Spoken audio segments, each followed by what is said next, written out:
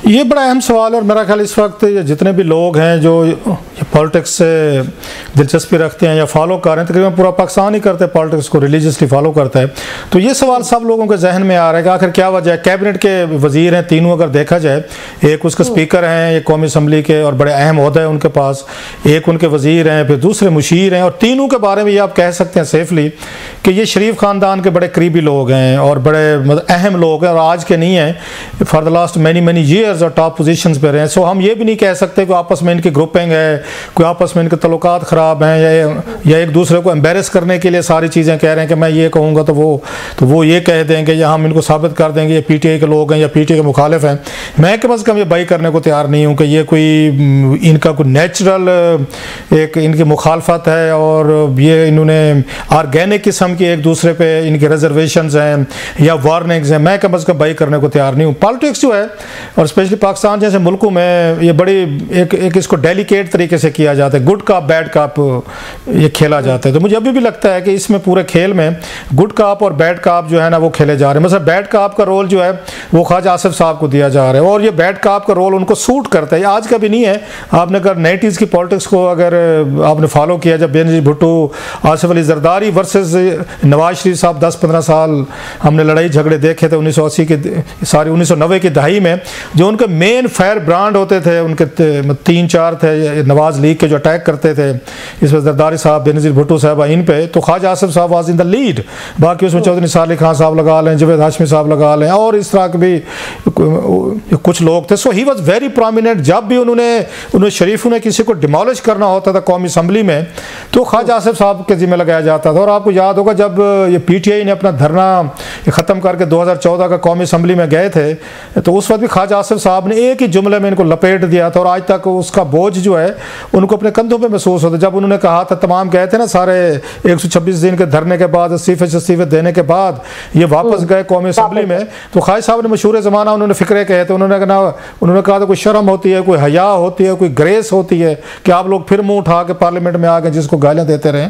आज तक वो जुमला जो है ना 10 साल इसको गुजर गए हैं, लेकिन फिर भी उसकी गूंज जो है वो आपको पाकिस्तानी पॉलिटिक्स में नजर आती है, और ख्वाजा साहब रिपीट भी करते रहते हैं। बल्कि इतना ज़बान ज़द आम हुआ, आम लोगों ने भी एक दूसरे को कहना शुरू कर दिया, यारों दोस्तों ने भी आते जाते कि कोई शर्म होती है, कोई हया होती है, कोई ग्रेस होती है। सो ख्वाजा आसिफ साहब के जिम्मे यही काम लगा दिया। उनके विलन वाला रोल जो है, जब किसी की फैंटी लगानी है, किसी को थोड़ी सी बैशिंग करानी है, हैमरिंग करानी है, तो ख्वाजा आसिफ साहब से बेहतर नहीं करते। सो वो काम तो उन्होंने उनको दिया हुआ है कि विलन का रोल जो है ना, वो मुस्तफा कुरैशी वाला हो, अमरीश पुरी वाला हो, वो शक्ति कपूर वाला हो, या जो भी हो, वो उन्होंने उनको दिया हुआ है इनको ख्वाजा आसिफ साहब को। वो पाकिस्तानी पॉलिटिक्स के या नवाज शरीफ साहब के एक कैंप के एक विलन के तौर पर वो रोल अदा करते हैं। और वो अब मुझे तो कोई हैरानी नहीं है जो उन्होंने बयान दिए हैं। नो कमिंग टू द दूसरी साइड जो है कि क्या अगेन अयाज सादिक साहब जो हैं या राना सनाउल्लाह साहब जो हैं, वो जो पीटीआई के साथ इतनी सॉफ्ट लाइन वो ले रहे हैं, तो क्या ये कोई बगावत है? क्या ये कू है कि ख्वाजा आसिफ साहब जैसा पावरफुल मिनिस्टर जो है उसकी लाइन कुछ और है? अच्छा, जो बातें ख्वाजा साहब को समझ आ रही हैं कि इमरान खान साहब यूज़ कर लेते होते हैं, वो ये मनूवर कर लेते हैं, स्कीमर हैं, इंट्रीगर हैं, बहुत चलाक इंसान है, और आप लोग भोले बन के यूज़ ना हो जाए, तो ये बातें क्या उनको नहीं समझ आ रही उसको, अयाज सादिक साहब को या राना सनाउल्लाह साहब को? उन्हें पूरी समझ आती है। जिस उसका ये कह सकते हैं सियासत का ये फीड उन्होंने लिया हुआ है, उन्होंने ये ख्वाजा आसिफ साहब ने, उसी सियासत को वो भी समझते हैं, वो भी इसी ही खेल के खिलाड़ी हैं।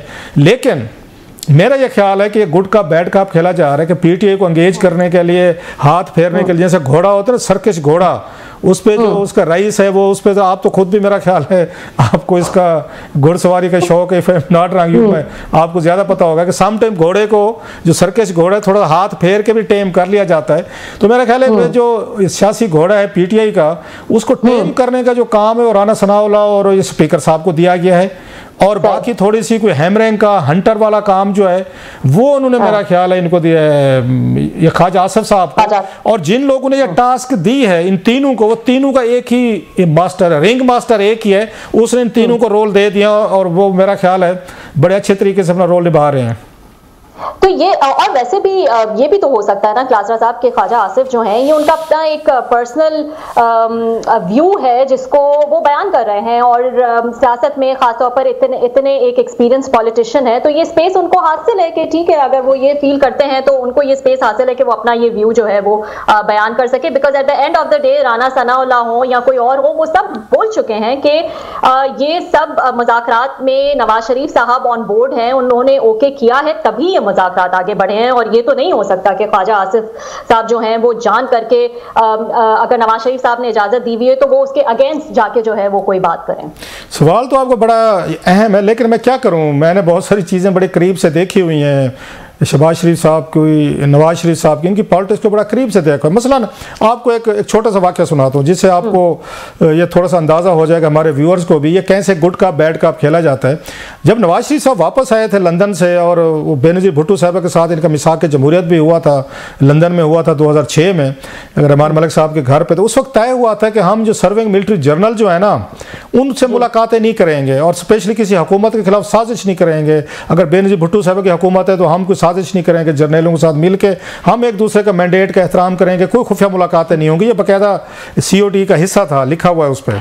जब ये वापस आए तो कुछ अरसे बाद खबर आई सामने, एक स्टोरी आई जिसमें ये इंकशाफ किया गया था। 2000 आपको मैं 11-12 की बात की बता रहा हूँ, उस वक्त पीपल्स पार्टी की हुकूमत थी और ये नवाज शरीफ, शहबाज शरीफ साहब अपोजिशन में थे, चौधरी निसार अली खान साहब जो अपोजिशन लीडर थे। तो खबर ये आई कि जनाब के इन चौधरी निसार अली खान साहब और ये शहबाज शरीफ साहब जो हैं, जो पंजाब में उस वक्त वज़ीर आला भी थे, इनकी खुफिया मुलाकातें हुई हैं इन जनरल कियानी साहब से, कोई 12-13 हुई हैं, 1-2 भी नहीं हुई। बाद लोग कहते हैं इससे भी ज़्यादा थी, लेकिन 12 का तो इनका बाकायदा कन्फर्म भी किया था बाद में इन्होंने चौधरी निसार अली खान साहब ने कौमी असम्बली में, जब ये स्टोरी सामने आई थी, ये खुफिया मुलाकातें कर रहे थे। तो जिस पे सवाल हुआ इनसे, नवाज शरीफ साहब से पंजाब हाउस में किसी प्रेस कॉन्फ्रेंस में, एक्सीलेंसी आपने तो COT पे साइन किए हुए हैं, आप तो कहते थे हम जर्नलों से मिलेंगे नहीं, खुफिया मुलाकातें नहीं करेंगे, हुकूमत के खिलाफ कुछ साजिश नहीं करेंगे, तो आपका ये भाई साहब तो वो पंजाब के वज़ीर आला हैं, अपोजिशन लीडर चौधरी निसार अली खान साहब, ये तो रातों को जाके GHQ में उनसे मुलाकातें कर रहे हैं, उन जर्नलों से। जवाब सुने मियाँ साहब का, उन्होंने कहा नॉट टू माई नॉलेज, मैंने इस पर कॉलम में लिखा हुआ है एक, उन्होंने कहा नॉट टू माई नॉलेज, मेरे नोटिस में नहीं है। आप ये सोच सकती हैं कि चौधरी निसार अली खान साहब, शहबाज शरीफ साहब जर्नलों से मुलाकातें कर रहे हैं, खुफिया मुलाकातें हो रही हैं, और उनको बताया है नवाज शरीफ साहब को पता ही नहीं है, और उनको पता कहाँ से चल रहा है किसी जर्नलिस्ट के सवाल से। आप इस बात को मानने को किसी का जहन मानेगा? मैंने इस पर एक फिर कॉलम लिखा। ये होते गुड का बैड का। आपके मियाँ साहब का था, सख्त आदमी है, फौज के हवाले से बड़ी सख्त पॉलिसी है, वो बात नहीं करना चाहते, वो कमीशन बनाएंगे, कारगिल पे इंक्वायरी करेंगे, बला बला चीज़ें करेंगे। लेकिन शहबाज शरीफ साहब वो बड़े अच्छे बंदे हैं, वो बड़े अच्छे तरीके से मिलते भी हैं, फौज के साथ अच्छे तल्लुकात की बात करते हैं, वो चलने की बात करते हैं, ये सॉफ्ट इमेज। और जब ये मिलते थे उनसे जाकर जर्नलों से, तो वो इनको कहा जाता था, वो देखें जी नवाज शरीफ साहब तो हैं, वो तो बड़ी सख्त बात करते हैं, सख्त बयान देते हैं। तो शहबाज शरीफ साहब कहते देखें ना भाईजान जो है वो इस तरह की बात तो करते हैं, लेकिन आप भी तो देखें, आप भी कुछ हमें कंसेशन देना ताकि मैं भाईजान को जाकर राजी करूं, मैं उन्हें क्या बताऊं। तो इस तरह की डील तैयार की जाती थी कि एक भाई सख्त है, दूसरा भाई जरा सॉफ्ट है, और मर्जी का कोई ना कोई डील ले लेते थे। तो मैंने इस पर कॉलम लिखा था। मैंने कहा मियाँ साहब, आप ये कह रहे हैं मैं कि आप पार्टी के चेयरपर्सन हैं या चेयरमैन हैं या कैद हैं, आप कह रहे हैं कि मेरा पोजीशन लीडर चौधरी निसार अली खान साहब भी मुझे नहीं बताता, और मेरा भाई वजीर आला है वो भी मुझे नहीं बताता कि हम जर्नलों से मिलने जा रहे हैं। मैं कि अगर आप एक लम्हे के लिए मान लेते हैं कि आपके नॉलेज में नहीं है, आपसे बाला बाला इन्होंने मुलाकातें की हैं, तो फिर एक काम करें, आप फिर इस्तीफ़ा दे दें। फिर आपको पार्टी चलाने का कोई हक नहीं है कि आपका भाई और अपोजिशन लीडर आपकी उसकी कमांड को नहीं मानते। नंबर 1, अगर आपके नॉलेज में है और ये मुलाकातें कर रहे हैं, और फिर आप इनसे आप ज़रा उसका कोई और जवाब होना चाहिए। सो इनके कहने का मतलब ये है मेरा कि या तो आपको पता नहीं है तो भी नाअहली है, और अगर आपको बताए बगैर वो मुलाकातें कर रहे हैं तो भी आपकी नाअहली है। तो इन इधर केस फिर पार्टी कैसे चला रहे हैं? इतना बड़ा वाक़या मैंने आपको क्यों सुनाया है? ताकि आपको अंदाज़ा हो सके कि कितनी सारी प्लानिंग के साथ, मनसूबाबंदी के साथ ये सारी चीज़ें की जाती हैं। आपका ये कहना है इनकी ज़ाती राय हो सकती है, ये बड़ा सेंसिटिव मामला है। ये कोई वो नहीं है कि छोटी मोटी बात नहीं है कि इसमें फ़ौज इन्वॉल्व है, इस्टेब्लिशमेंट इन्वॉल्व है, नवाज शरीफ साहब हैं, जरदारी साहब हैं, सारे हैं। सो इस मामले में कोई पर्सनल ओपिनियन नहीं होगी। इस मामले में जो कुछ होगा आपको पूछ के, समझ के, पॉइंट्स लेके, नोट्स लेके, स्क्रिप्ट लिख के, बाकायदा हेल्थ सेल करके फिर टीवी पे आना होगा, फिर आपको बयान देने होंगे। इस तरह का काम है। ये मुझे बताएं कि इसमें ये क्यों कह देते हैं, बार बार इस चीज पे एम्फसाइज कर रहे हैं कि 15 दिन में ऐसा क्या हो गया, 15 दिन में ऐसा क्या हो गया। तो ये 15 दिन में और जिस चीज की तरफ इशारा कर रहे हैं, क्या बैरूनी मुदाखलत की तरफ इशारा कर रहे हैं या एस्टैब्लिशमेंट से किसी बातचीत की तरफ इशारा कर रहे हैं? बार बार ये इस चीज पे जोर देना कि 15 दिन में ऐसा क्या हो गया कि ये मुज़ाकरात एकदम से जो है उनको मुज़ाकरात करने हैं और मुज़ाकरात शुरू हो गए। बात यह है कि ये भी उनका मान लेते हैं चलें, क्योंकि पॉलिटिक्स मोस्टली हाइपोथेटिकल बातों पे होती है। ये मतलब इसमें कोई शक नहीं है कि इवेंट्स बाद में अनफोल्ड होते रहते हैं, आप उस हवाले से बातें करते रहते हैं, अपने पत्ते दिखाते रहते हैं। चले मान लेते हैं दो चीज़ें हो सकती हैं, हम भी थोड़ी सी हाइपोथेटिकल एक एनालिसिस कर लेते हैं। या तो आपको ये है कि इससे पहले कि ट्रंप साहब आए हैं, जिस पे इस वक्त पूरी पीटीआई को उम्मीद है कि अल्लाह मियाँ के बाद उनको जो उम्मीदें हैं ना इस वक्त, तो ट्रंप से हैं कि वो आएगा और खान को जेल से बाहर निकालेगा और फिर एक रियल आज़ादी की जंग जो है ना वो पाकिस्तान में खान साहब जो है ना लड़ेंगे या उसको फाइट करेंगे।